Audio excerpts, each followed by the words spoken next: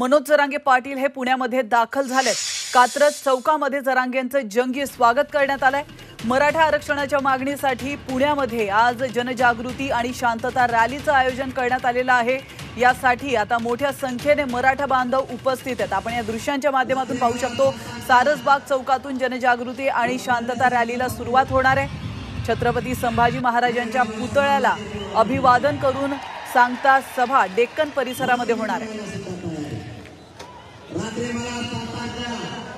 तर याविषयी अधिक माहिती देण्यासाठी आपले प्रतिनिधी निलेश खरमरे फोन लाईनवरून आपल्यासोबत जोडले गेलेले आहेत। निलेश, जरांगेंची आज शांतता रॅली पुण्यामध्ये होणार आहे, त्या पार्श्वभूमीवर ते पुण्यामध्ये दाखल झालेत। आता सध्या त्या ठिकाणी काय सुरू आहे?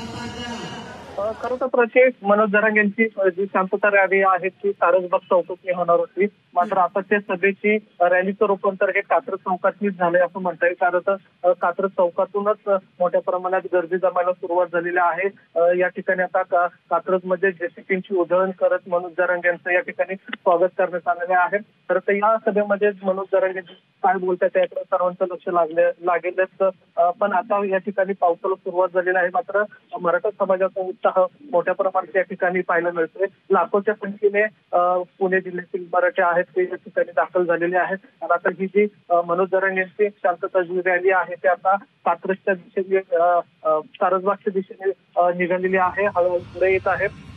काही वेळातच सारसबाग चौकातून खऱ्या अर्थाने त्यांच्या शांतता रॅलीला सुरुवात होईल, मात्र त्या आधीच कात्रज परिसरातून ही रॅली झाली ती आपल्याला पाहायला मिळतंय।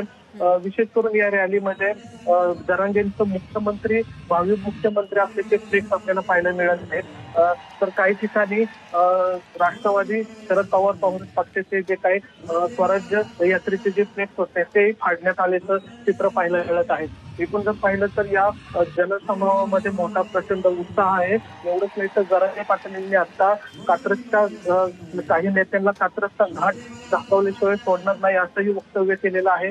मुंबईचे जे काही मोठे नेते आहेत त्यांना लवकरच कात्रजचा घाट दाखवू असंही त्यांनी कात्रजच्या छोट्याशा सभेमध्ये वक्तव्य केलेलं आहे।